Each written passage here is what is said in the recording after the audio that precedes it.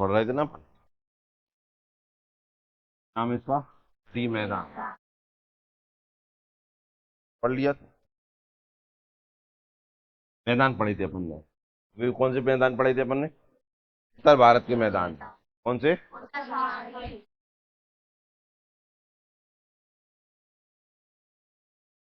वे मैदान तो क्लियर होगा, वे बने कैसे थे?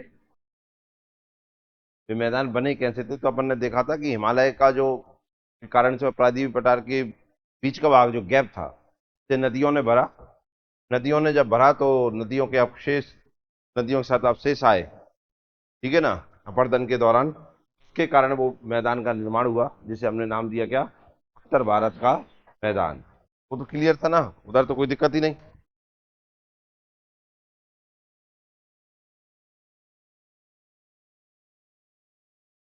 अब ये पूछते हैं कौन सा तटीय मैदान? मैदान तो वही है, पर ये कौन सा वाला मैदान है? तटों वाला। कौन सा मैदान?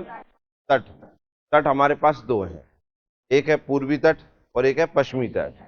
पूर्वी तट पर पड़ता है बंगाल की खाड़ी, और पश्चिमी तट पे पड़ती है क्या? अरब सागर।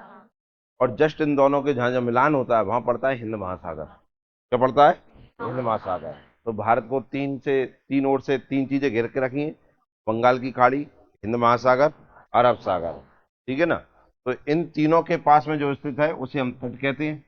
ठीक है ना? इन तटों का मैदान के रूप में कैसे विस्तार हुआ है वो हमें देखना है। कि भारत के तटीय मैदान का विस्तार प्रायद्वीपीय पर्वत श्रेणी, पूर्वी एवं पश्चिमी तथा समुद्री तट के मध्य हुआ है। इनका निर्माण सागरीय तरंगों द्वारा, अपर्दन व निक्षेपण तथा पठारी नदियों द्वारा लाए गए अवसादों के जमाव से हुआ है। सबसे मेन इंपॉर्टेंट है काय के द्वारा? सागरीय तरंगों द्वारा। काय के द्वारा? ठीक है ना? इनके कारण क्या हुआ है? यहाँ पर अपर्दन हुआ और फिर निक्षेपण हुआ। अपर्दन मतलब जानते हो? इंग्लिश मत बताना, मतलब जानते हो क्या अपर्दन का क्या होता है? क्या अपर्दन का क्या मतलब होता है? क्या होना? मिट्टी का काटना, मिट्टी को क्या करना? काटना। निक्षेपण मतलब क्या होता है? इकट्ठा करना। ठीक है ना? तो मिट्टी कटी और इकट्ठी हुई। ठीक है ना? और पठारी नदियों द्वारा लाए गए अवसादों के जमाव से हुआ है। काय का निर्माण हुआ है? तटीय मैदान का निर्माण का मेन पॉइंट आपको ध्यान आ गया? काय के द्वारा? समुद्री तरंग होना। ध्यान रखना, जब उत्तर के मैदान पड़े थे तब वहां समुद्री तरंगें नहीं आई थी, बाकी ये अपर्दन, निक्षेपण, नदियां, ये सब आया था। समुद्री तरंग नहीं आई थी। समझ में आया कि नहीं है? समुद्र में उठे हुई जो तरंगे हैं, लहरें हैं, वे जमीन से टकराई। जमीन के टकराने से क्या हुआ कि उसका अपर्दन हुआ, और वो फिर आगे चल के क्या हुआ? उनका निक्षेपण हुआ। ठीक है ना? और इन पूर्वी और पश्चिमी पठार जो है या पर्वत है, इनसे नदियां निकलती हैं। उन नदियों के साथ क्या आया? मिट्टी आई, उनका निक्षेपण हुआ। इस कारण से तटीय मैदान का निर्माण हुआ। क्लियर है? देखिए, आपको ये तो पता ही है कि दोनों में संकुचन हुआ। प्रायद्वीपीय पठार जो है गोंडवाना लैंड का हिस्सा है। दोनों में संकुचन हुआ, तभी पूर्वी और पश्चिमी पठार का निर्माण हुआ है। निर्माण हुआ है तो ये मतलब है कि ये पहाड़ी क्षेत्र है। पहाड़ी क्षेत्र होने के बाद ही हमने ये देखा है ये खेती के लिए उपयुक्त है। कॉफी और बाकी अन्य चीजें अच्छी होती हैं कि नहीं? इसका मतलब है मिट्टी भी होगी यहाँ पर। तो वो मिट्टी कहाँ से आई? तो आपको समझ में आ गया कहाँ से आई, क्यों यहाँ पे अच्छी खेती होती है, ये भी समझ में आ गया अब? भारत के तटीय मैदान को मुख्यतः दो भागों में बांटा जाता है। एक है पश्चिमी तटीय मैदान, दूसरा है पूर्वी तटीय मैदान। कौन सा? पश्चिमी और पूर्वी तटीय मैदान। ठीक है ना? वेस्ट कोस्ट प्लेन और ईस्टर्न कोस्टल प्लेन, इन दो में बांटा गया है। ठीक है ना? तो हमने देखा ये वाला जो भाग है हमारा, ये कहलाता है कौन सा? West plain. ये कहलाता है कौन सा? Eastern coastal plain. Western coastal, ये है ना दोनों। नेक्स्ट देखते हैं अब। ये देखिए कौन कौन सा क्या क्या है वो देखिए। पहले तो यहाँ से अपन ये तट ही देख लेते हैं, तटों के नाम अलग अलग हैं या नहीं है? अब जानते हैं, ये वाला पूरा तट है, ये पश्चिमी तट कहलाता है। ठीक है ना? इसका विस्तार आप जानते हैं गुजरात से लेकर यहाँ केरल तक है। और इसका केरल तमिलनाडु से लेकर इधर पूरा का पूरा बंगाल तक पड़ जाता है। उड़ीसा बंगाल तक पड़ता है कि नहीं? हाँ या ना? ठीक है ना? ये आप जानते हैं, ये कच्छ है। कच्छ कहाँ पड़ता है? गुजरात में। ये क्या है? काठियावाड़।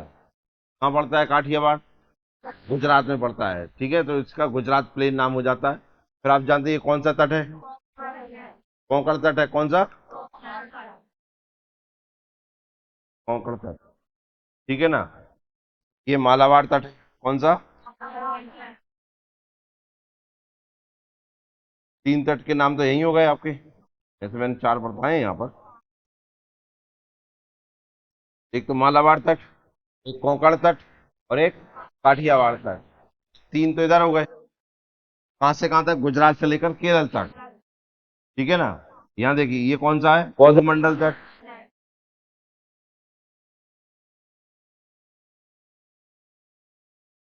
ये नॉर्थन तट कहते हैं, यहाँ उत्तरी तट कहते हैं इसे,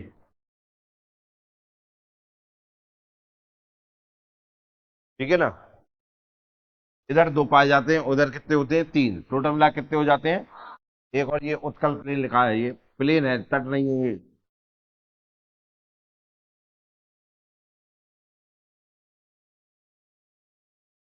ये मैदान है भैया ना, अपन ने इसे पढ़ा नहीं है। कौन सा मैदान है? अपन तट के बारे में बात कर रहे हैं, तो तट मैंने ये बता दिया आपको। पहला कौन सा है जी? काठियावाड़ तट, कोंकण तट, मालाबार तट, कोरोमंडल तट। पेपर में देखो जो सबसे ज्यादा आता है वो इसके बारे में पूछते हैं, इसके बारे में पूछते हैं, आपने अधिकतर पेपर में देखा होगा, ठीक है ना। फिर इसका नाम आता है, फिर इसका नाम आता है, ठीक है ना। काठियावाड़ तट से आप काकरापारा भी ध्यान में रखना है अपन। कौन सा तट है जी? काठियावाड़ तट है, इससे आप काकरापारा तट रखना, ठीक है ना। उत्तर भारत का पहला परमाणु रिएक्टर है ये। पढ़ा है ना आपने? गुजरात में है कि नहीं है? काकरापारा न्यूक्लियर प्लांट है या नहीं है? उत्तर भारत का पहला न्यूक्लियर प्लांट है, देख सकते हैं आप। ठीक है ना। कहाँ पड़ता है ये? गुजरात में पड़ता है। न्यूक्लियर प्लांट जो होते हैं वो समुद्र के किनारे बनाए जाते हैं, ठीक है ना, क्योंकि उसे पानी की आवश्यकता पड़ती है छोटू भाई, ठीक है ना। तो ठंडा करने के लिए पानी बहुत मात्रा में आवश्यकता है।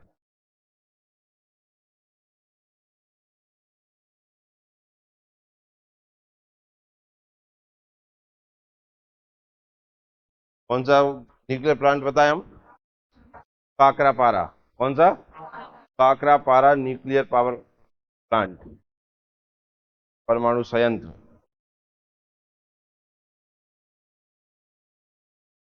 अभी एक बड़े लेवल पर एक न्यूक्लियर प्लांट बड़ा चर्चा में था, एक न्यूक्लियर प्लांट है बड़े चर्चा में है अभी भी विश्व लेवल पर, तो पता है वो कौन सा है?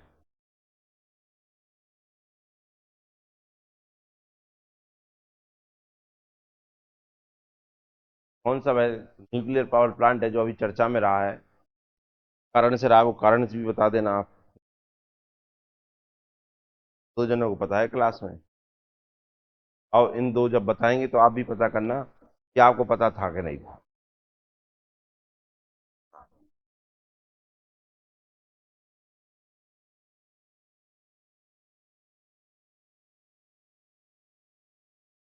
फ्यूजियामा। कौन सा है? न्यूक्लियर पावर प्लांट है जिसमें सुनामी आई थी, सुनामी के कारण उसमें क्षतिग्रस्त हो गया था। उसमें क्या पानी भर गया था सुनामी के कारण, और वो पानी भर गया ना, तो पानी से वो सब चीजें खराब हो गई, पर उसमें पानी में रेडिएशन आ गया। अब उसे सुधारने की प्रक्रिया है कि उसे पानी निकाला जाए पहले, तो पानी निकाला जा रहा है उसका समुद्र में, तो वहाँ भयंकर विरोध चल रहा था, ठीक है ना। क्योंकि समुद्र में रेडिएशन वाला पानी जाएगा तो आप जानते हैं समुद्री तंत्र जो है, पूरा इकोसिस्टम समुद्र का जो है वो प्रभावित होगा उससे। और आप जानते हैं कोई कम पानी नहीं भेज रहा है कि एक दिन में पानी, रोज 130 करोड़ लीटर पानी भेजा जाएगा उसमें। ऐसे करने में ही, उसे पानी खाली करने में ही कितने कितने साल लग जाएंगे, ठीक है ना। इसके कारण वो पूरे विश्व में चर्चा बना। हाँ, तुम्हें पढ़ाया है क्या ये? पढ़ाया है? तुमने पढ़ा? करंट पढ़ती हो? करंट में ही पढ़ाया हमने। करंट में पढ़ाया कि नहीं पढ़ाया? तुम्हें पता नहीं है? यही तो होता है, यही तो समय पे क्लिक होने वाली बात होती है। खुदा क्लास में केवल दो बच्चों ने आंसर दिया, पढ़ाया सबको गया, नीचे से सब चीजें खत्म हो जाती हैं। तो क्लियर हुआ ये भैया? आओ, पश्चिमी तटीय मैदान पढ़ लो। पश्चिमी तटीय मैदान, पश्चिमी घाट अरब सागर के तट के बीच निर्मित मैदान को पश्चिमी तटीय मैदान कहते हैं। मुझे लगता है कोई दिक्कत तो होगी नहीं इसमें। ये कौन सा सागर है? अरब सागर। कौन सा सागर? और ये कौन सा है पश्चिमी तट? कौन सा? ठीक है। इन दोनों के बीच का वाक्य कहलाए पश्चिमी घाट। घाट समझ गए।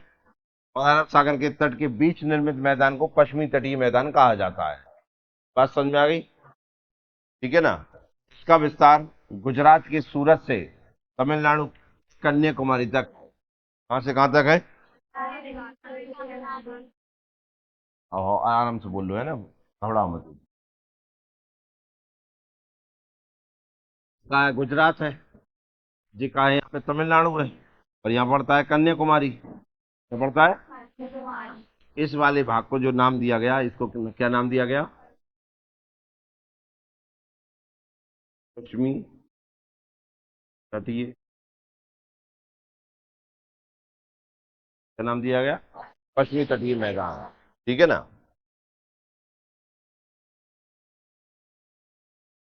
पश्चिमी तटीय मैदान को पुनः 4 वर्गों में बांटा जाता है। कितने वर्गों में? पहले हमने देखा कि प्रायद्वीपीय पठार जो है उसे मैदानों के हिसाब से 2 भागों में, पश्चिमी तटीय मैदान, पूर्वी तटीय मैदान। फिर पश्चिमी तटीय मैदान को भी कितने भागों में बांट रहे हैं?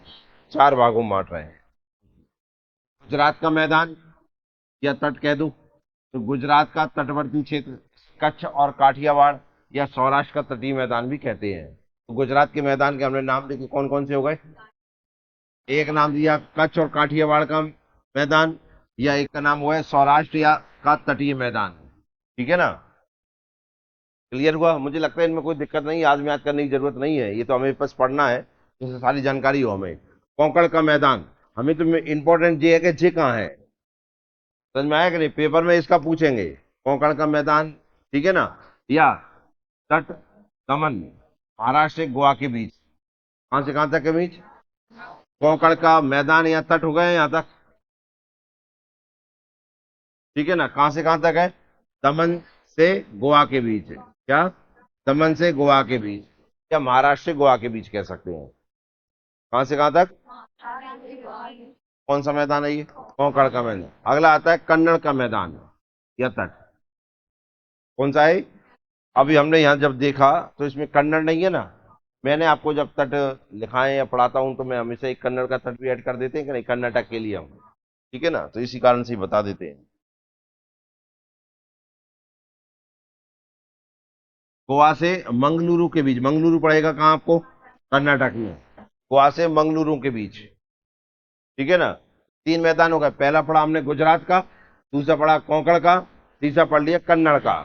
अब जानते हैं कर्नाटक में जो भाषा चलती है कन्नड़ ही होती है, अब इससे ध्यान में रखना। फिर अगला आ जाता है मालाबार का मैदान या तट। विस्तार देखिए, मंगलुरु एवं कन्याकुमारी के बीच, कैप कॉमोरिन के बीच है। और कन्याकुमारी का जो पॉइंट है उसे क्या कहते हैं? कैप कॉमोरिन। तो मुझे लगता है आपको क्लियर हुआ होगा ये। और ये विस्तार देखो, तो ये पड़ जाता अपना क्या? गुजरात। गुजरात से सबसे पहले अपन गए यहाँ महाराष्ट्र तक, महाराष्ट्र से यहाँ तक गए अपन, कहाँ तक? गोवा तक। गोवा से यहाँ आए अपन कर्नाटक पर, कर्नाटक से यहाँ आ गए अपन कहाँ पे? कन्याकुमारी।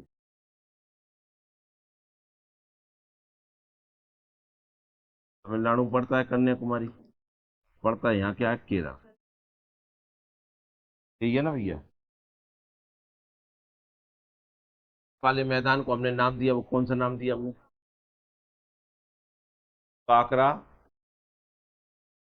मैदान या तट। और क्या नाम दिया इसे? क्या नाम दिया? काठियावाड़, काठियावाड़ तट। क्या एक और नाम दिया हमने? सौराष्ट्र तट या मैदान। 3 नाम पढ़ लिए हमने इसके, हाँ या ना? हाँ पढ़े, ये गुजरात से लेकर महाराष्ट्र के बीच। क्लियर है। और एक नाम सीधा कॉमन नाम दिया आपने गुजरात का मैदान इसे, काय का नाम? गुजरात का मैदान। फिर आए महाराष्ट्र और गोवा के बीच में, इसका नाम क्या दिया हमने? कोंकण, कोंकण तट। कौन सा तट दे दिया?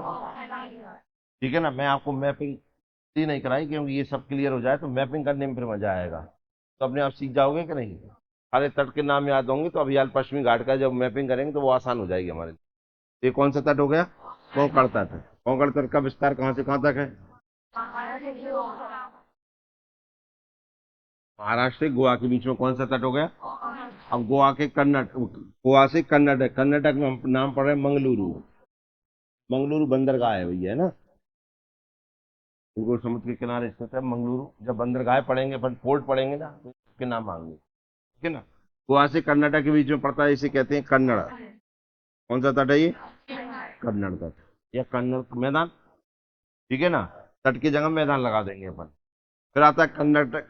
कर्नाटक से लेकर कन्याकुमारी, या कर्नाटक से लेकर केरल, या कर्नाटक से तमिलनाडु, कुछ भी लिख सकते हैं। तो इसका नाम दिया अपन ने क्या?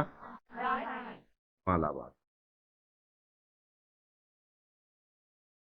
बताइए, क्लियर हो गए? तो कितने हो गए ये चार? पश्चिमी, पश्चिमी जो था हमारा पश्चिमी मैदान, तो चार भागों में बांट दिया कि नहीं? पहला, दूसरा, तीसरा और ये चौथा। बताइए, क्लियर हुआ? तो लास्ट में मालाबार का मैदान यही पड़ा, मंगलूर एवं कन्याकुमारी के बीच। जिसे हम कन्याकुमारी पे कौन सा पॉइंट पढ़ते हैं? कैप कॉमोरेन।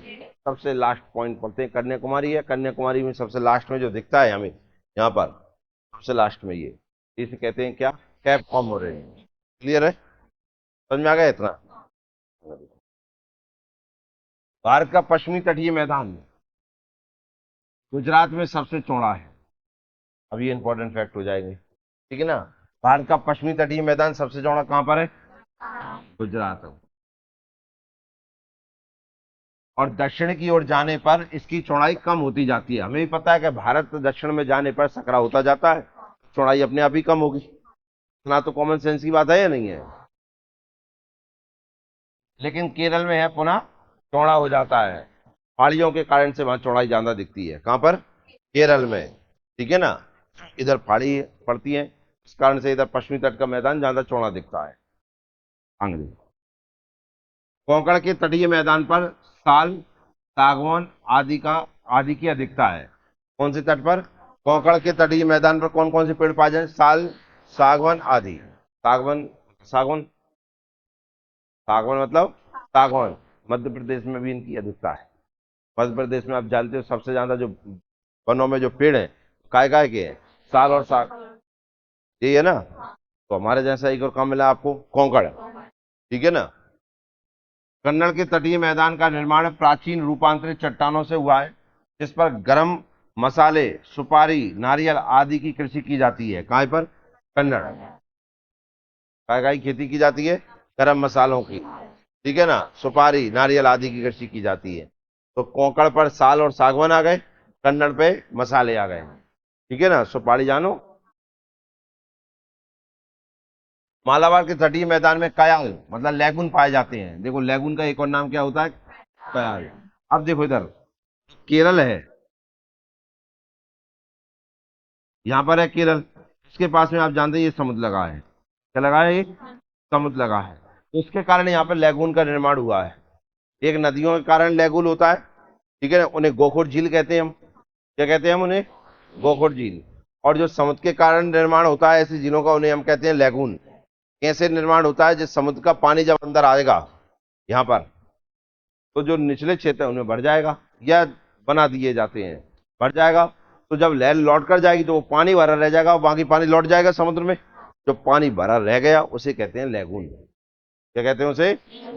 बात समझ में आई कि नहीं? इन लैगूनों में नमक का उत्पादन किया जाता है। समुद्र के किनारे लैगून बनाकर उनमें काय का उत्पादन किया जाता है? नमक का। जैसे ये समुद्र का पानी है, लहरें आएंगी तो पानी अंदर आ गया कि नहीं, इसे गड्ढा बना देते हैं बहुत बड़े बड़े, पानी भर जाएगा। बाकी पानी जो ओवरफ्लो का है वो वापस लौट के चला जाएगा, लहर वापस जाएगी तो सिंह चला जाएगा, बाकी रह गया ना पानी इसमें। तो ये पानी जो रह गया है, सूर्य की रोशनी में इनमें क्या होगा? बाष्पीकरण होगा। बाष्पीकरण होगा तो आखिरी में क्या बच जाता है? नमक। समझ में आए ना? ऐसी झीलों को क्या कहते हैं हम? लैगून झील। कौन सी? और जब नदियां ऐसा निर्माण करती हैं तो उन्हें कहते हैं गोकुड़ झील। क्या कहते हैं? समझ में आ गया कि नहीं आया? अब नदियां थोड़ी आएंगी और जाएंगी। और नदियां कैसी होती हैं? नदियां जब बरसात नहीं होती है तो बड़ी टेढ़ी मेढ़ी बहती हैं, ऐसी बहती हैं। जब पानी भरत जाता है तो उनमें आप जानते हो पानी की अधिकता हो जाती है। तो पानी अधिक हो जाता है तो उनकी जो वेग है, स्पीड है, वो ज्यादा तेज हो जाती है। फिर नदी कहती है मैं कहीं नहीं जाऊं, मैं जाऊंगी सीधी। नदी सीधी चली गई। और सीधी जब नदी और पानी का भाव तेज होगा तो जमीन को कम काटती है कि ज्यादा? तो ज्यादा काटेगी। तो इस तरीके से यहाँ पे गड्ढे हो जाएंगे कि नहीं हो जाएंगे? इनसे नीचे गड्ढे हो जाएंगे कि नहीं? जो ऊपर रह गए, नदी नीचे से बहने लगी तो जो ऊपर रह गए, उसमें पानी भरा रह गया, इसे कहते हैं गोखुर झील। क्या कहते हैं इन्हें? समझ में आ गया? तो गोखुर और लेगुन दोनों में अंतर समझ में आ गया? किताबों में कहीं कहीं डायरेक्ट नाम मिल जाता है लेगुन, तो आप समझ जाना नदी द्वारा जो बनता है वो गोखुर होता है। गो मतलब गाय, खुर मतलब उसके पैर के समान। ठीक है, इसलिए नाम है गोखुर। गाय के गाय के जो पैर होते हैं उन्हें हम क्या कहते हैं? खुर कहते हैं कि नहीं कहते? पैरों के नीचे जो एक हड्डी का जो रहता है उसे हम क्या कहते हैं? खुर कहते हैं ना। इसके समान उसकी आकृति होती है, इसका अर्थ होता है गो खुर। समझ में आ गया? मालाबार के तटीय मैदान में काया लैगून पाए जाते हैं जिनका प्रयोग मछली पकड़ने, मछली तो आएंगी आएंगी, अंतर्राष्ट्रीय जल परिवहन, बड़े बड़े बनाए। अब सोच रहे हैं अंतर्देशीय जल परिवहन, कितना पानी भर जाता होगा कि उसमें जहाज चलने लगते हैं, नाव चलने लगती है। साथ साथ पर्यटन स्थलों के रूप में किया जाता है काय का उपयोग? लैगून का। केरल के पुन्नमदा कयाल में प्रतिवर्ष नेहरू ट्रॉफी वल्लम काली मतलब नौका दौड़ प्रतियोगिता का आयोजन किया जाता है। ये अभी मैंने पढ़ाई थी आपको, ध्यान आ रहा हो तो। नेहरू ट्रॉफी, ठीक है ना,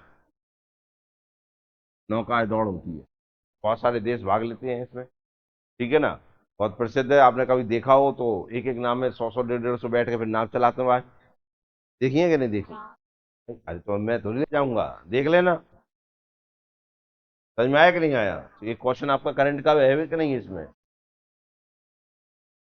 पश्चिमी तटीय मैदान जलमग्न तटीय मैदानों के उदाहरण है और यह अधिक कटा फटा होने के कारण पतनों एवं बंदरगाहों के विकास के लिए प्राकृतिक परिस्थितियां प्रदान करता है। मतलब कटाफटी का मतलब होता है एक होता है ऐसा सीधा, पर इसे गौर से जब देखेंगे, अभी मैप में देखने में ऐसा लगता है कोई ने लाइन खींची होगी ऐसे। मैप तो ऐसा बताता है ना, पर जब वास्तविकता ऐसा ना होकर ऐसा ऐसा ऐसा ऐसा ऐसा, समझ में आया कि नहीं है? तो आराम से नाव यहाँ तक आएगी, यहाँ सामान उतार लेना तुम, यहाँ से कूद जाना इस पे। समझ में आया कि नहीं आया? तो कटा फटा सा है। समझ में आया ना? पूर्वी तट तो और भारी कटा फटा सा है, वहां में गैप है। जैसे हम जी तो ऐसे पढ़ रहे हैं, जब बाय पढ़ेंगे तो ऐसे पढ़ेंगे। पूरा गैप है, यहाँ तो गैप ही कर दो, नदी सीधी समुद्र में। समझ में आ गया कि नहीं आया? इसलिए हम इधर पढ़ते हैं प्राकृतिक बंदरगाह। क्या पढ़ते हैं? प्राकृतिक। कृत्रिम भी पढ़ेंगे, आर्टिफिशियल भी पढ़ेंगे और नेचुरल भी पढ़ेंगे हम। ठीक है ना? तो जो प्राकृतिक बंदरगाह हैं उसका सीधा सा मतलब होता है कि तट अगर कटा फटा होगा तो प्राकृतिक बंदरगाह का निर्माण हो जाता है। जब जो तट है वो कटा फटा नहीं होता है तो फिर खुद से मेहनत करनी पड़ेगी। ठीक है, कब मेहनत करनी पड़ती है? जब हम खुद मेहनत करेंगे। तो देखो, ये अगर मान के चलो ऐसा है और यहाँ कोई व्यवस्था तो दिख नहीं रही, अभी तुम्हें जहाज तो लाना है कि नहीं लाना? तुम क्या करोगे? एक दीवार ऐसी बनाओगे, एक दीवार ऐसी बनाओगे, ये दो दीवार बना दे, बना दी। एक जहाज लाओगे तुम, अच्छा वो जाके बीच में आ जाएगा, बस जहाज से लग गो, सामान उतार लो, चढ़ जाओ। समझ में आए ना? ऐसा भगवान बना दे तो प्राकृतिक हो गया, और तुम बना दो तो कृत्रिम हो गया। समझ में आया कि नहीं आया? बहुत जगह प्राकृतिक है, बहुत जगह कृत्रिम है। तो आपके लिए एक नया क्वेश्चन यहाँ से बन जाता है, सबसे बड़ा कृत्रिम बंदरगाह है और सबसे बड़ा प्राकृतिक बंदरगाह है। क्वेश्चन यहाँ चालू हो जाते हैं फिर अपने, जैसे जैसे काम चालू वैसे वैसे अपने प्रश्न चालू। समझ में आया कि नहीं आया? क्यों कछु हाँ करना कह दो। ये तो अपन ने पढ़ ही लिया पूरा का पूरा, तो आप सबका समझा चुका होगा। ये आप देख रहे हैं यहाँ तक, कौन सा है ये? काठियावाड़। ठीक है ना? सबसे चौड़ा हो गया कि नहीं हो गया? हम बता रहे हैं जो तुम्हें गुजरात। ठीक है ना? ये कौन सा होगा? कोंकण प्लेन। कौन सा?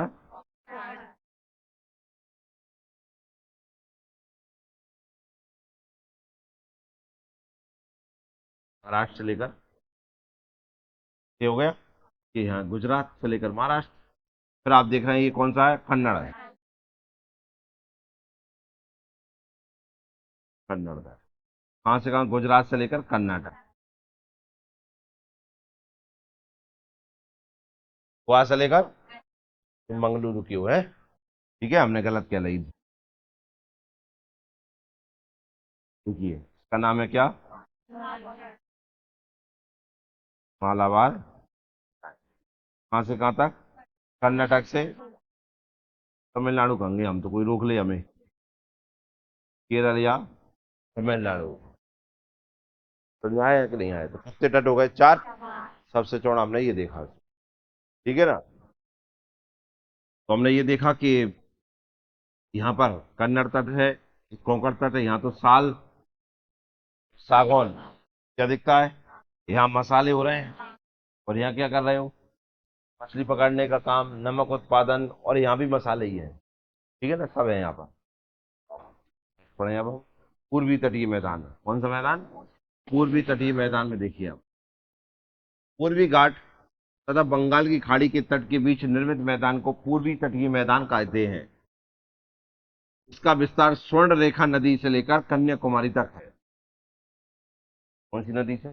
स्वर्ण रेखा। इसका नाम स्वर्ण रेखा इसलिए क्योंकि इस नदी में स्वर्ण की अधिकता है। कभी जाओ इस नदी में तो सोना लेकर आना। ठीक है ना? दे देना। ठीक है? तुम भले ना आना, सोना जरूर भिजवा देना। ठीक है ना? नदी में क्या है कि सोना पाया जाता है, इस कारण से नदी का नाम है स्वर्ण रेखा नदी। कौन सी? स्वर्ण रेखा नदी। अब ऐसा नहीं कि डरो मिल जाएगा, पूजना पड़ता है लालू।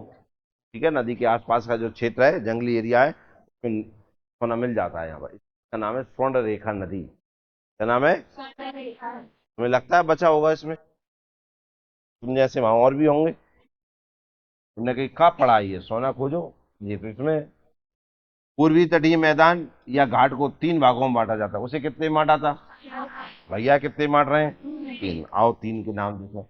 पहला है उत्कल। कौन सा तट?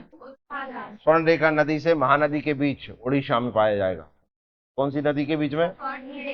उड़ीसा के ऊपर है स्वर्ण, और नीचे है महानदी। स्वर्ण और महा के बीच में है कौन सा? उत्कल। है ना? उत्कल का नाम कहीं सुनते हो तुम? हाँ, राष्ट्रीय गान में सुनते हैं कि नहीं? मैदान के रूप में सुनते हैं कि नहीं सुनते? मैदान में किस रूप में सुनते हैं? कहूँ गा के देखना है ना, तो उत्कल का नाम जो आएगा तो मैदान के रूप में ही आता है। समझ में आ रहा है प्रदीप भैया?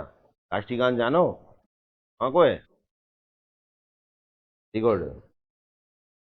अरे कौन सा? उत्तरी सरकार तट। कौन सा है? महानदी से कृष्णा नदी के बीच है। देखो पश्चिमी तट पड़ते हैं ना, तो वहां स्टेट के नाम पड़ते हैं। हम कौन सी स्टेट का कौन सी स्टेट तक क्या नाम है। और आप जब पूर्वी तट में जाओ तो नदियों के हिसाब से नाम याद रखने पड़ते हैं। क्या के हिसाब से? इसलिए जब नाम पूछता है ना तो पूर्वी तट के नाम पूछता है, जिससे पेपर में कंफ्यूजन पैदा होता है, क्योंकि जिन लोगों को नदी याद नहीं है मैंने लगा ही नहीं पाते हैं। समझ में आए ना? और इधर आपने देखा हो ना, गुजरात से महाराष्ट्र, महाराष्ट्र से गोवा, गोवा से कर्नाटक, कर्नाटक से केरल। ये ऐसे ही पढ़े कि नहीं पढ़े? पर यहाँ नदी के रूप में ही जाओगे आप। काय के रूप में? क्योंकि यहाँ नदी से ही बटे हैं, क्योंकि पूर्वी तट पे सारी नदियां बंगाल की खाड़ी में मिलती है, उनके कारण काय का निर्माण हुआ है? तटों का निर्माण हुआ है। ठीक है ना? इसलिए इनको ध्यान रखना। तो ऊपर स्वर्ण पढ़ी हमने, स्वर्ण के बाद पढ़ी हमने महानदी, महानदी के बाद आ गए हम कृष्णा पे। इसके बीच के नाम पढ़ा हमने उत्कल, इसका नाम पड़ा उत्तरी सरकार। ठीक है ना? महानदी से कृष्णा नदी के बीच में, उड़ीसा से आंध्र प्रदेश। तो ये तो पूरा ही उड़ीसा में था। काय में था? उड़ीसा में। यहां से यहां तक आए तो आंध्र प्रदेश आ गया। यहाँ पर आओ, कोरोमंडल तट। कौन सा तट है? कृष्णा नदी से कन्याकुमारी के बीच, आंध्र प्रदेश से तमिलनाडु के बीच। ठीक है ना? तो ये कृष्णा नदी है, यहाँ से यहाँ तक जाएंगे तो ये कौन सा जाता है अपना? कृष्णा नदी से लेकर ये कन्याकुमारी आ गई। तो आप देख रहे हैं कन्याकुमारी में दोनों मिल जाते हैं कि नहीं? इधर पश्चिमी तट भी मिलता है, उधर पूर्वी तट भी मिलता है, और ये पड़ता है तमिलनाडु में। तो आंध्र प्रदेश से तमिलनाडु हो गया। दिक्कत? याद हो गए नाम? ऊपर कौन सा है? उत्कल। फिर कौन सा? और फिर कौन सा? याद हो गए तुम्हें? ऊपर, फिर, और फिर कोरोमंडल। क्लियर है? पूर्वी तटीय मैदान को दक्षिण पश्चिम मानसून और उत्तर पूर्वी मानसून, दोनों मानसूनों से वर्षा की प्राप्ति होती है। तुम कौन से? दक्षिण पश्चिम मानसून। भारत में अधिकतम वर्षा कहाँ से होती है? दक्षिण पश्चिम मानसून से। उससे तो बरसात होगी होगी। जब लौट के मानसून आता, लौटता मानसून होता तो उससे उत्तर पूर्वी मानसून कहते हैं। ठीक है, उससे भी बरसात होती है। दोनों मानसूनों से वर्षा होती है, कहां पर? पूर्वी तट पर। ठीक है ना। इस क्षेत्र में चिकनी मिट्टी की प्रधानता के कारण चावल की खेती अधिक होती है। काय खेती? पश्चिमी पे हमने मसाले देखे और पूर्वी पे हमने चावल देखे। बंगाल और इधर पूरे में चावल ही चावल हो रहे हैं कि नहीं? ये इंपॉर्टेंट लाइन होगी। ठीक है ना। चिकनी मिट्टी की प्रधानता के कारण चावल की खेती अधिक की जाती है। पूर्वी तटीय मैदान में गोदावरी व कृष्णा के डेल्टा में कोल्लेरू झील स्थित है।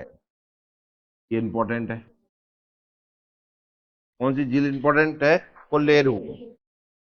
वहां कहाँ पे? गोदावरी और कृष्णा नदी की डेल्टा में।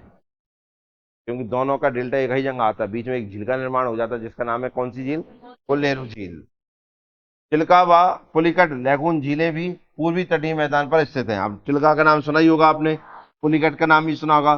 दोनों लैगून झील हैं। अब लैगून समझ गए वो कैसे बनी होंगी? आपने देखा चिल्का से नमक निकाला जाता है कि नहीं? अभी समझाए थे कि नहीं? लैगून जो तटों पर बने हैं उनसे नमक ज्यादा निकाला जाता है। ठीक है ना। तो चिल्का व पुलिकट लैगून झीलें भी पूर्वी तटीय मैदान पर स्थित हैं। क्लियर है भैया? आगे देखो। पूर्वी तटीय मैदान पश्चिमी तटीय मैदान की तुलना में अधिक चौड़ा है। कौन सा? पूर्वी तटीय मैदान पश्चिमी तट के मैदान की अपेक्षा अधिक चौड़ा है, क्योंकि पूर्वी तटीय मैदान की नदियां अपने मुहाने पर एस्चुरी न बनाकर डेल्टा का निर्माण करती हैं। डेल्टा का निर्माण करती है तो मिट्टी आती होगी, मिट्टी आती है, इसी कारण से क्या हो गया? वो चौड़ाई हो गई। पश्चिमी तट से नदियां निकलती हैं, ऊपर से निकल रही हैं। ठीक है ना। चौड़ा तो है लेकिन ऊपर से निकल रही है, तो सारा भागर कहाँ ले जा रही है? जो नीचे होगा वही, और नीचे पड़ता है कौन सा? पूर्वी तट। तो वहां मिट्टी इकट्ठी हो गई तो क्या हो गया? चौड़ा हो गया। क्लियर हुआ कि नहीं? पूर्वी तटीय मैदान पर उत्तर से दक्षिण स्थित प्रमुख डेल्टा निम्नलिखित हैं। देखो, पहले पड़ता है महानदी डेल्टा। अब समझ गए? तो ऊपर स्वर्ण रेखा से महानदी आई, महानदी जब बंगाल की खाड़ी में गिरी तो डेल्टा का निर्माण करेगी। कहाँ मिलेगा ये आपको? उड़ीसा में। फिर आता है गोदावरी। गोदावरी डेल्टा कहाँ? आंध्र प्रदेश। कृष्णा डेल्टा आंध्र प्रदेश। और कावेरी डेल्टा तमिलनाडु। ठीक है ना। पेपर में ये कभी ना पूछे, तो पता है। इनसे अच्छे इनसे पूछेंगे नदी कहाँ से बनी है, वो ज्यादा इंपॉर्टेंट। डेल्टा मिल्टा कहूँ ना पूछे, डेल्टा पूछे तो इनका पूछेंगे, क्योंकि यहाँ पे मैक्रोब वन पाए जाते हैं। क्या? सबसे ज्यादा मैक्रोब वन आप कहाँ पाए जाते हैं? सुंदरबन। दूसरे पे यहीं पाए जाते हैं। ठीक है ना। दूसरा इसलिए और पूछते हैं कि इन दोनों डेल्टा के बीच में कोल्लेरू झील स्थित है। कौन सी झील? बस, बाकी ऊपर नीचे का कुछ नहीं पूछेंगे ना। महानदी पूछेंगे ना कावेरी पूछेंगे तुमसे। तो आपको ये दिख रहे होंगे मुझे लगता है। यहाँ तक एक है, मुझे यहाँ तक ये दूसरा हो गया, मुझे यहाँ तक ये तीसरा हो गया। क्या नदी देखी तुमने? कौन सी? स्वर्ण रेखा नदी। कौन सी रेखा है? क्या तुमने देख ली महानदी? क्या देख ली तुमने? क्या देख लिया क्या?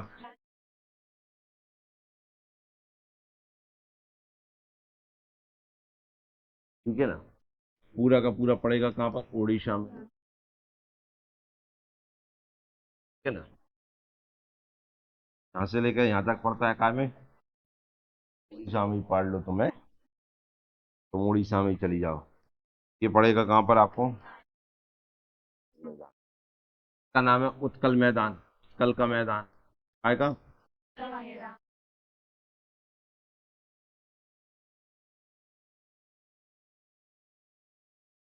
ये पड़ता है क्या? उत्तरी सरकार तट।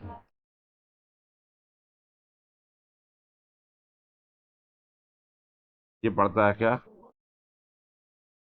कोरोमंडल।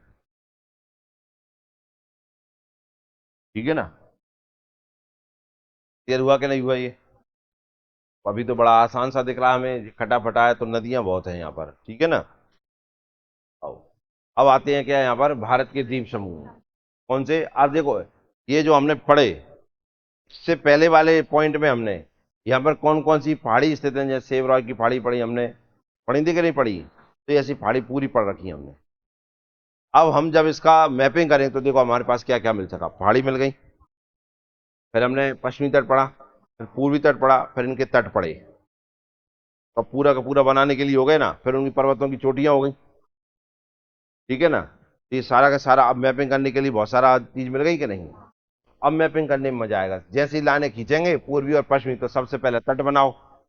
तट बनाने के बाद उनका विस्तार बताओ, उन पर नदियां बताओ, नदियां बताने के बाद उनकी पर्वत चोटी बताओ, फिर उनकी ऊंचाई लंबाई बताओ, फिर उन पर पर्यटन स्थल बताओ। ऐसे करके पूरी मैपिंग होती है, तो मजा आ जाता है पढ़ने में। समझ में आया कि नहीं आया। अगला है क्या, भारत के द्वीप समूह। द्वीप मतलब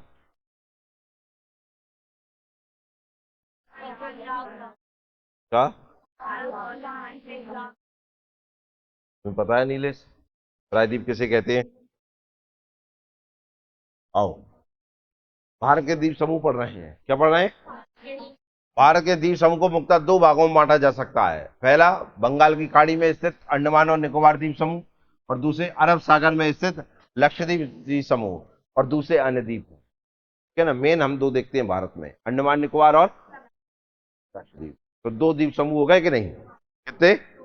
लेकिन फिर भी भारत में बहुत सारे द्वीप हैं, 500 के लगभग में। और प्रमुख द्वीप समूह देखो, अंडमान और लक्षद्वीप। अन्य द्वीप देखो, श्रीहरिकोटा है, नाम तो सुना ही होगा। पंबन द्वीप रामेश्वर स्थित है इस पर। न्यू द्वीप विवाद भारत और बांग्लादेश के बीच में। ठीक है ना। अब्दुल कलाम द्वीप, व्हीलर द्वीप उड़ीसा में पड़ता है। ठीक है ना। माजुली द्वीप जो नदी द्वीप है, ये उड़ीसा में पड़ता है, ब्रह्मपुत्र नदी बनाती है, विश्व का सबसे बड़ा नदी द्वीप, एकमात्र जिला, यही है ना माजुली द्वीप। फिर भी इनके अलावा बहुत इंपॉर्टेंट, इनमें इंपॉर्टेंट ये है। बाकी इंपॉर्टेंट ये तो पढ़ेंगे ही पढ़ेंगे हम। देखिए, अंडमान निकोबार द्वीप समूह। अंडमान निकोबार द्वीप समूह बंगाल की खाड़ी में अवस्थित है। यह लगभग 572 छोटे बड़े द्वीपों से मिलकर बना है। तो नाम का पढ़ लेते हैं अंडमान एंड निकोबार। ऊपर अंडमान, नीचे निकोबार। जब इन्हें गिने जाएंगे तो कितने आते हैं, 572। पर 572 में रहते नहीं है अपन, थे तो ते के में भाई, खाली डरे हैं। कोई ये चाहिए हो तो ले लीजिए मुझसे। समझ में आया कि नहीं आया। नंबर अच्छे लाओ, एक एक द्वीप इनाम में है तुम्हें। राधा, तुम्हें एक द्वीप नहीं, दो द्वीप देंगे हम तुम्हें। ठीक है ना, क्योंकि तुम्हारे दो नाम है, एक राधा और एक और क्या रखा था। आओ, मुक्ता ये द्वीप समुद्र से जलमग्न पर्वतों की भाग है। कुछ द्वीपों की उत्पत्ति कहाँ से हुई है, जैसे मैंने आपको बताया ना, ये हिमालय है, हिमालय का भाग ऐसे आ जाता है।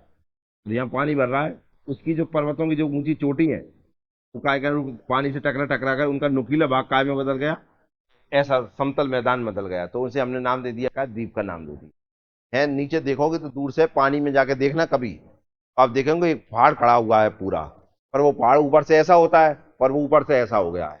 काय से हुआ होगा, पानी से। समझ में आया कि नहीं आया। तो पानी के कारण वो काय का रूप डाल लिया उसने, द्वीप का रूप डाल लिया। बात समझ में आई ना। द्वीप जो मिलेंगे वो हमेशा एक पर्वत का भाग हो, या फिर कहीं ना कहीं काय से, ज्वालामुखी से बने हैं। ज्वालामुखी जब फटता है तो लावा आता है, लावा इकट्ठा होगा, ऐसे ऐसे इकट्ठा होगा कि नहीं, इकट्ठा हो जाता है, तो उसके कारण निर्माण हो जाता है। दो ही कारण से, या तो पर्वतों की चोटियां हैं वो, या ज्वालामुखी से निकला हुआ लावा है। समझ में आया ना। बस दो ही कारण से काय का निर्माण होता है, द्वीप का निर्माण होता है। समझ में आया कि नहीं आया। वहां की कृत्रिम द्वीप भी होते हैं, क्या, जैसे यूएई, सऊदी अरब पढ़ते हैं हम, ये तो द्वीपों का निर्माण खुद कर रहे हैं कि नहीं, समुद्र में कर रहे हैं कि नहीं, चाइना कर रहा है, आर्टिफिशियल द्वीप बना रहा है कि नहीं बना रहा है। 10 डिग्री उत्तरी अक्षांश अंडमान द्वीप को निकोबार द्वीप से अलग करता है। मुझे लगता है ये तो जानकारी होगी आपको। हम जानते हैं कि ये भारत, ये अंडमान है और ये निकोबार है। इन दोनों को अलग करने वाला कौन है, 10 डिग्री से। और आप जानते हैं यहाँ इंडोनेशिया चालू हो जाता है, तो यहाँ भी एक ग्रेट चैनल है कि नहीं है। कौन सा चैनल, ग्रेट चैनल। तो अंडमान द्वीप को और इंडोनेशिया को कौन करता है, 10 degree, sorry, great Nicobar, great channel कौन सा, और अंडमान निकोबार को दोनों को अलग करता है कौन सा, 10 डिग्री चैनल। क्लियर है। अंडमान निम्नलिखित द्वीपों का समूह है। अब ऊपर का पढ़ रहे हैं कौन सा, अंडमान। ये ऊपर आता है तो ये ऊपर ही है, काय काय से मिलकर बना है वो देखो। उत्तरी अंडमान सबसे ऊपर होगा तो उत्तरी अंडमान, ठीक है ना। फिर बीच में आएंगे तो अंडमान, फिर आएगा दक्षिणी अंडमान, उसके नीचे पड़ जाता है लिटिल अंडमान, ठीक है ना। तो तीन तो होता ही है, उत्तर दक्षिण मध्य। तो ये ऊपर आएंगे तो क्या होगा, नॉर्थ, बीच में मिडिल, लास्ट में साउथ। इसके जस्ट नीचे एक और भाग जो लंका लटक रही है ना नीचे अपने, ऐसे ही अंडमान के नीचे एक बना हुआ है, तो उसे कहते हैं मन क्या, लिटिल अंडमान। कौन सा, कितने भागों से मिलकर बन गया, चार। क्लियर हुआ कि नहीं, पढ़ेंगे बंदे जाना। इस द्वीप समूह की मुक्ता पर्वत चोटियों में चैटल चोटी उत्तरी अंडमान से लगभग 738 मीटर, और माउंट डियोवोली कौन सी है, माउंट डियोवोली मध्य अंडमान 515 मीटर, माउंट कोयो दक्षिणी अंडमान लगभग 460, और माउंट थोइलर ग्रेट निकोबार 642 मीटर शामिल है। सबसे ऊंची चोटी कौन सी हो गई, बस ये पूछते हैं, इसका नाम ध्यान दो। कितनी ऊंचाई है इसकी, 738 मीटर। कितनी है, समझ में आया कि नहीं आया। बाकी और नाम याद रखना है तो आप माउंट डियोबोली, कौन सी है, डियोबोली, ठीक है ना। और दूसरा कौन सा है, माउंट कोयो, कौन सा है, फिर है कौन सा, माउंट थोइलर, ये पूछ चुके हैं पेपर में, थोइलर भी, माउंट थोइलर, ठीक है ना। सेंडल चोटी होगा जो उत्तरी अंडमान में, कहां पर है, माउंट डियोबोली कहां पे है, मध्य अंडमान में, माउंट कोयो कहां है, दक्षिणी अंडमान में, और माउंट थोइलर ग्रेट निकोबार जिसे हमने लिटिल निकोबार पढ़ा था। चार के चार नाम आ गए, चार चोटियां आ गई ना चारों की।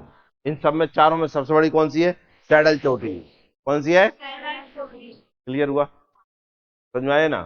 चोटियों को भी अगर क्रम से जमा ले हमसे तो जमा सकते हैं कि नहीं, भाई आप जानते हैं ये तो जमाएगा नहीं, क्या अंडमान निकोबार द्वीप समूह को क्रम से जमाइए, आप सब जानते हैं, पहले उत्तर आता है, फिर मध्य आता है, फिर दक्षिण आता है, और लास्ट में लिटिल आ गया, इसे ग्रेट कह दिया उन्होंने, ठीक है ना। चोटियों को जमा लेगा, उत्तर से दक्षिण की ओर जमाइए, तो सबसे ऊपर कौन सी पड़ेगी, सैडल, सैडल के बाद कौन सी, डियो, डियोबोली, फिर कौन सी, कोयो, और फिर थ्रिलर, क्लियर है, हाँ या ना। अंडमान एवं निकोबार की राजधानी पोर्ट ब्लेयर है, मुझे लगता है ये तो सबको पता होगा, क्या है, पोर्ट ब्लेयर। तो दक्षिणी अंडमान द्वीप पर स्थित है, अब ये स्थित, ये इंपॉर्टेंट है, कहाँ पे स्थित है, द्वीप पर स्थित है। यहीं पर प्रसिद्ध सेल्यूलर जेल है, कौन सी, सेल्यूलर जेल, सेल्यूलर जेल काला पानी की सजा मिलती थी यहाँ पर, आएगी। आज ही लोग बाग इसे देखने जाते हैं, आप भी देखने जाएं कभी मौका लगे, ठीक है ना। अब तो बहुत बेहतरीन विकसित कर दी गई है, कर दिया गया है पोर्ट ब्लेयर को। पोर्ट ब्लेयर में एयरपोर्ट है, इंटरनेशनल लेवल का बनाया गया है, बहुत सुंदर लगता है अब तो देखने में भी, मोदी जी उद्घाटन के लिए गए थे उसका, ठीक है ना। और सेलुलर जेल तो विश्व प्रसिद्ध है, अंग्रेजों के जमाने की है, ठीक है ना। बहुत सारे जो हमारे क्रांतिकारी थे उन्हें यहाँ बंद कर दिया जाता, और आप जानते हैं इसमें से फिर बहुत कम की सजा ऐसी थी कि इन्हें छोड़ दिया गया, नहीं बाकी तो आप जानते हैं मर के ही नहीं, क्योंकि चारों तरफ पानी था, भगेगा तो कहाँ भगेगा, में जिसे डाल दिया, अंग्रेज की इच्छा है तो ही वो छुड़ा रहे हैं, किसी की इच्छा हो रही भाग जाए यहाँ से, कौन भाग जाएगा मुझे बताओ, चारों तरफ पानी पानी है कि नहीं है, कहाँ न जाएगा भाग, कोई भाग के नहीं, मर के ही जा रहा है बस, ठीक है। इसमें बहुत ही खतरनाक जेल थी ये, इसलिए इसे कहते थे काला पानी की सजा, क्या, काला पानी की सजा, पानी पानी दिखना चारों तरफ, वो पानी देख देख के ही मर जाते हैं। कोको स्टेट, नाम तो सुना होगा, सुना है कोको, नहीं सुना, कोको कोला नहीं सुना, किसने मना कर दी, कोको कोला कहाँ पड़ता है, कोको स्टेट अंडमान मतलब उत्तरी अंडमान के उत्तर में स्थित है, जो अंडमान को म्यांमार के कोको द्वीप समूह से अलग करती है, कहाँ से अलग करती है,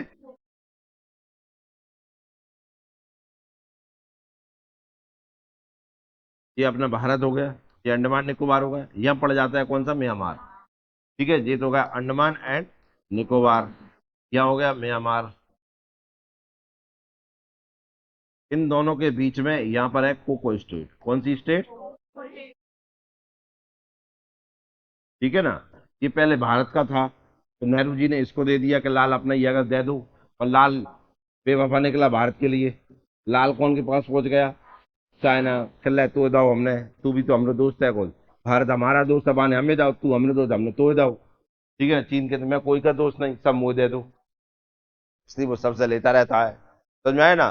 तो इसमें क्या है, चाइना का निगरानी तंत्र लगा हुआ है जो भारत को दिन भर देखता रहता है, काय तूने हमें काय ना दाओ कछू। ठीक है ना, इसलिए इंतजार में बैठा है, हाथ फैला है, कछू तो दोगे तो। लेकिन अपन ने भी कहा तो कछु नहीं देंगे, चाहते कहीं पछता रहे हैं। तो तुम दोनों में लाते ही देने हैं बस। ठीक है ना। तो कोको स्टेट कहाँ पर है, देखो, यहाँ उत्तरी अंडमान था कि नहीं, उत्तरी अंडमान और म्यांमार के बीच में। तुम एक अंडमान को पेपर थोड़ी लेगो, वो अंडमान के ऊपर पेपर लेगो तो सब पूछे उत्तरी अंडमान में भी ऊपर को नाम बताओ, कौन सा देश, तो सॉरी कौन सा जिला है, पूछेगा का। पागल बना रहा है। अपन ने तो बस इतना सा बता, अंडमान निकोबार और म्यांमार के बीच में कौन स्थित है, कोको स्टेट। समझ आया कि नहीं आया। जो अंडमान को म्यांमार से के कोको द्वीप समूह से अलग करती है।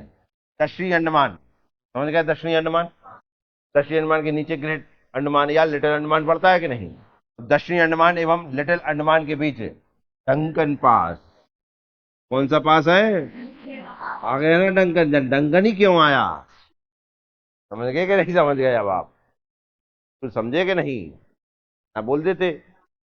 डंकन पास कहाँ मिलेगा आपको, कहाँ मिलेगा। ठीक है, देखो ऊपर का है, अंडमान को 4 भागों में तोड़ा है अपन ने। ऊपर क्या है, फिर फिर और फिर दक्षिणी अंडमान और लिटिल अंडमान के बीच में कौन सा पास है, डंकन पास। कौन सा पास है, ठीक है ना। मध्य अंडमान, समझ गए, मध्य अंडमान के पूर्व में, पूर्व मतलब बस साइड, साइड आएगा कि नहीं, कि पूर्व में बैरन द्वीप स्थित है। कौन सा द्वीप है, बैरन द्वीप स्थित है, जो भारत का एकमात्र सक्रिय ज्वालामुखी है। कैसे ज्वालामुखी, सक्रिय ज्वालामुखी है। जबकि उत्तरी अंडमान पूर्व में स्थित नारकोंडम एक सुषुप्त ज्वालामुखी है। कौन सा ज्वालामुखी है, कौन सा, नारकोंडम। क्या पढ़े हम, देखो ये पढ़े हम,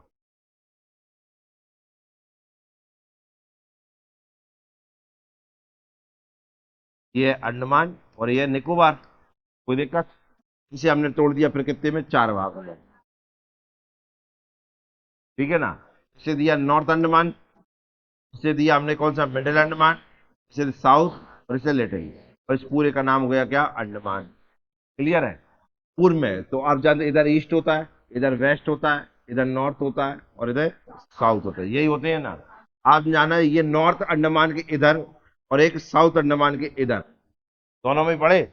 यहाँ पढ़ता है कौन सा, नारकोंडम, कौन सा है, और इधर पढ़ता है कौन सा, बैरन। कौन सा, बैरन। क्या पढ़ता है, दोनों द्वीप हैं इसलिए द्वीप आ जाएंगे क्योंकि पानी में स्थित है। ये है कौन सा, सुषुप्त, कौन सा है, सुषुप्त। और ये कौन सा है, सक्रिय। सक्रिय का मतलब क्या होता है, एक्टिव होता है, कह दो। मतलब इसमें से अभी भी क्या निकल रहा है, ये सो चुका है, मतलब ये मर गया है। ठीक है ना, लास्ट हो चुका है इसका। क्लियर है कि नहीं है। ये दोनों नाम याद रहेंगे। भारत के मात्र 2 ही ज्वालामुखी है, एक नारकोंडम और एक बैरन, जिसमें से एक एक्टिव है और एक सुषुप्त है। दोनों के हिसाब से पूछ लेता है, भारत का एकमात्र एक्टिव वोल्केनो कौन सा है, सक्रिय ज्वालामुखी कौन सा है, भारत का एकमात्र सुषुप्त ज्वालामुखी कौन सा है।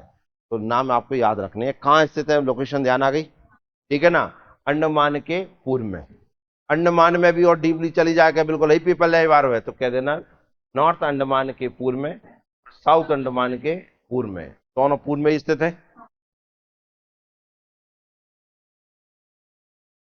तो देखिए मध्य, सॉरी वो मध्य अंडमान के था,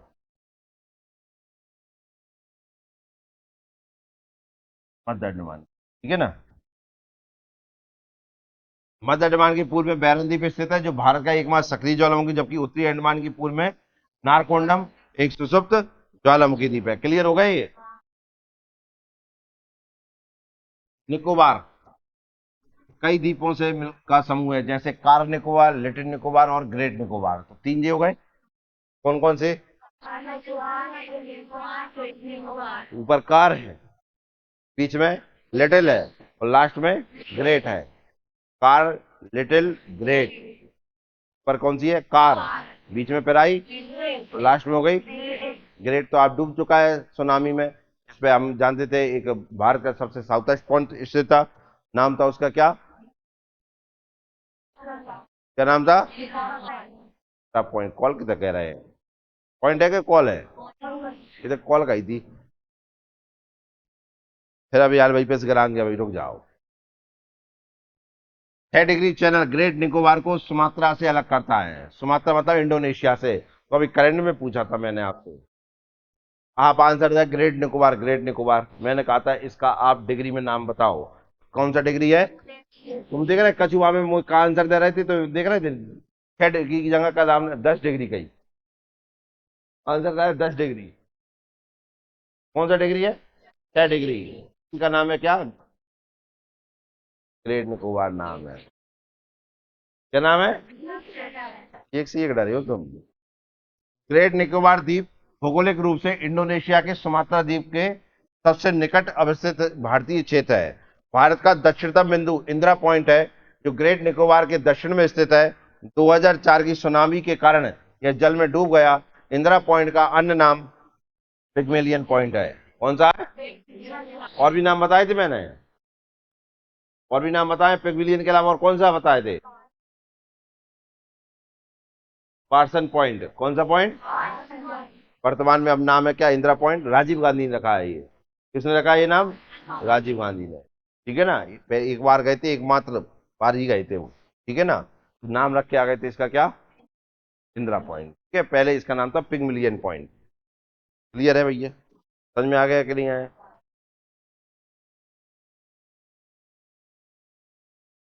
अंडमान एवं निकोबार द्वीप समूह की सर्वोच्च चोटी सैडल पीक है, जो उत्तरी अंडमान में स्थित है। तो माउंट फुलियर अंडमान एवं निकोबार की दूसरी सबसे ऊंची पर्वत चोटी है, जो ग्रेट निकोबार में स्थित है।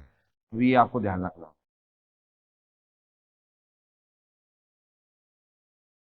ये इंपॉर्टेंट। माउंट फुलियर ये पड़ेगी काय में? निकोबार में। अंडमान में पड़ती है सैडल, और निकोबार में पड़ती है तुलियर।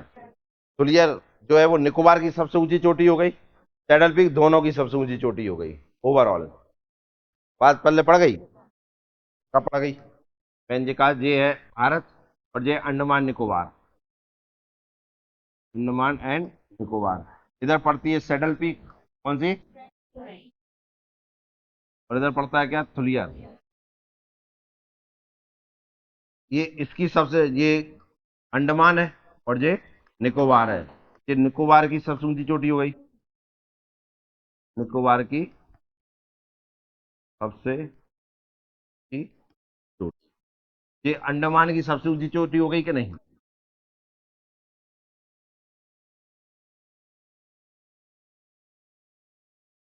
अब अगर कहें अपन के ओवरऑल सबसे ऊंची चोटी कौन सी है, तो अपन इसको कहेंगे दोनों की सबसे ऊंची चोटी।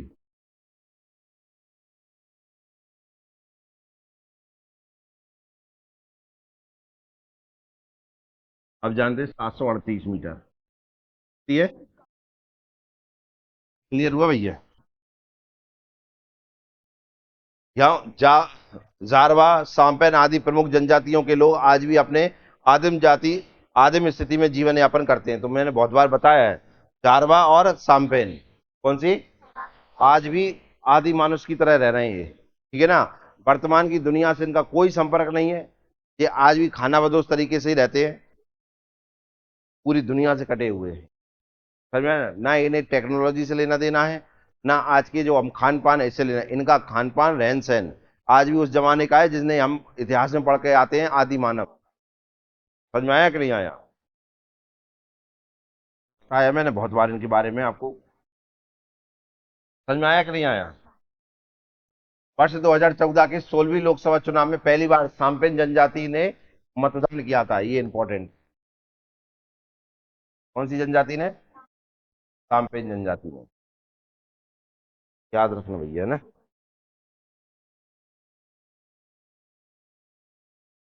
अब लक्षद्वीप को अपन कल पढ़ेंगे, ठीक है ना? कल ये खत्म हो जाएगा तो कल मैपिंग भी हो जाएगी आपकी। ठीक है।